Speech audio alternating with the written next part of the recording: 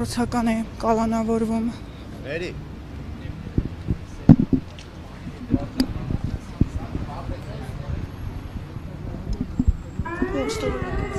Ինչն էր հիմքը այս կալանքի որոշման։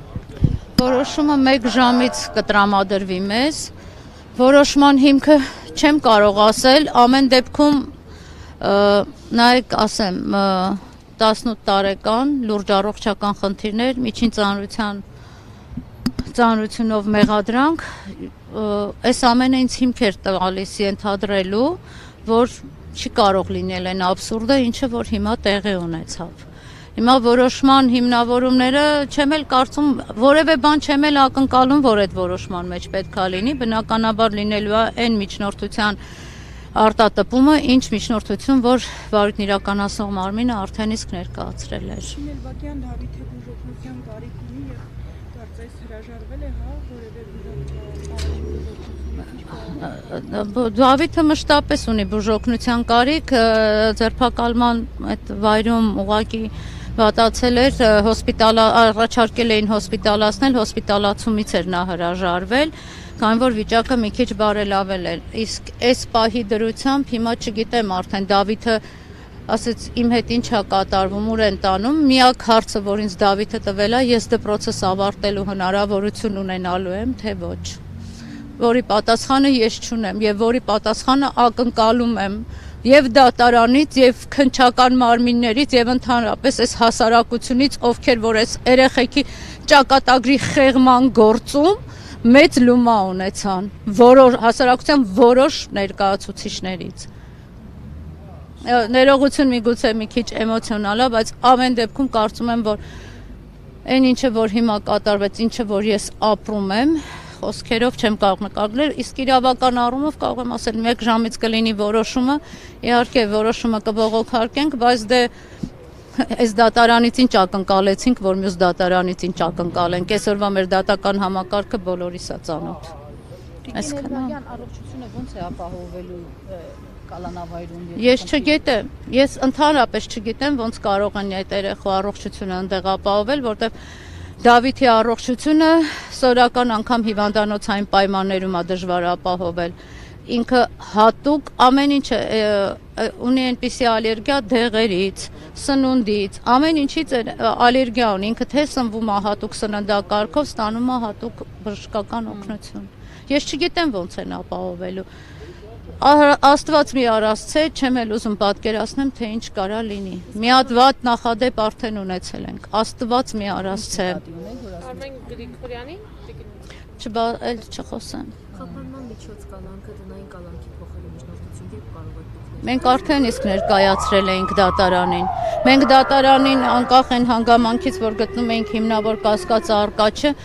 մենք միջնորդել էինք, որպեսզի համակցված խափանման միջոցներ, տնային կալանք, բացակայելու արգել, գրավ, բոլոր հնարավոր խափանման միջոցները։ Մենք դրան էլ ենք պատրաստ։ Մայրն էլ էր դրան պատրաստ, գրել էր, խնդրում էր, աղաչում էր, ասում էր երեխուս մենակ իմ մոտ թողեք, թող դատավարությունը գնա։ Մենք ամեն ինչի պատրաստ ենք։ Շինելբակյան, բայց քննիչ ինչ է ասում, եթե օրինակ դիներ տնային կալանքի տակ, ինչպես կարող է խոչընդոտել, որ գործումներ աշխատելու։ Քննիչը այնքան բան էր ասում, որ ես մտածում էի արդյոք ես այդ դեպքի կամ այս Դավիթ Մինասյանի մասին է, թե ընդհանրապես մենք լրիվ ուրիշ թեմայի մեջ ենք հայտնվել։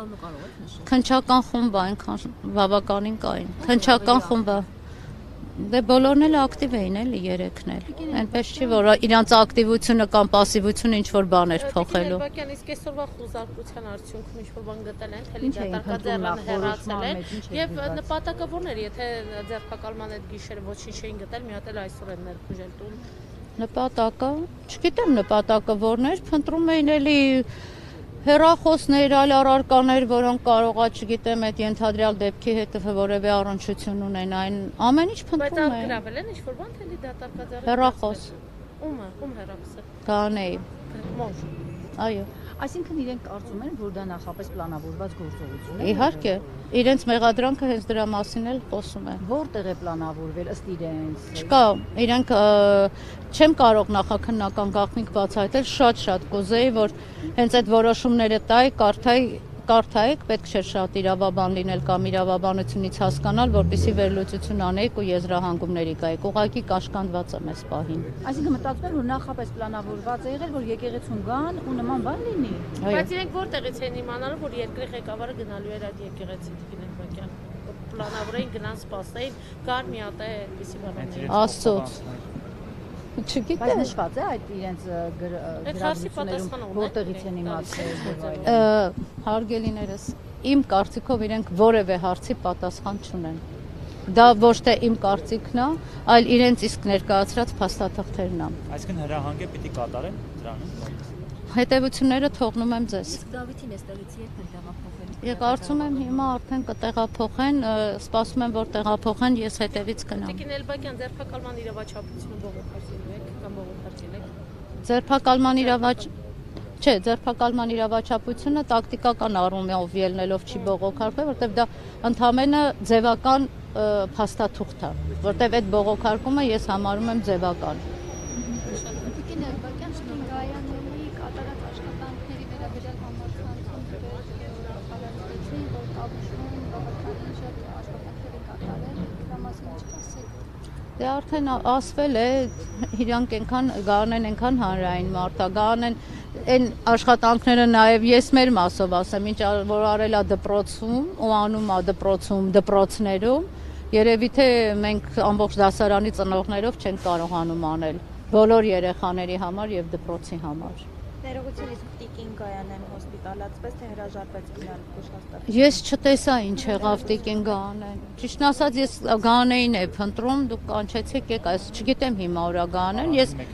տարան, իրենք հիմա մտածում ենք Միքայելի, որտեվ ասեցինք բուժաշխատողա, կարծես թե Միքայելի մոտ էլ թոքաբորբա կասկածում։ Ես հիմա չեմ էլ հասկանում Միքայելին պիտի մեկը տեր կանգնի, մեկը Գարանեին պիտի տեր կանգնի, Դավիթին ինչ պիտի անեն։ Տիկին Էլբակյան, եթե այս այն ինչ որ այդ միջադեպը տեղի ունեցավ, վարչապետը չլիներ, շարքային քաղաքացի լիներ եւ նման բան լիներ, կհարուցվեր գործ, կլիներ կալանք։ Դուք եք միամիտ, թե ինձ եք միամիտ դիտել։ Ես հարցնում եմ։ Իսկ տենց դեպքեր չի լինում, չեք հանդիպում, օրվա մեջ երևի 100,000 անգամ ենք տեսնում նմանատիպ դեպքեր։ Ինչ ասեմ, հոդվածն էլ է հենց այդ դրա մասին, չէ՞ խոսում։ Քաղաքական հոդված է, չէ՞ դրված։ Մերսի։ Շնորհակալություն։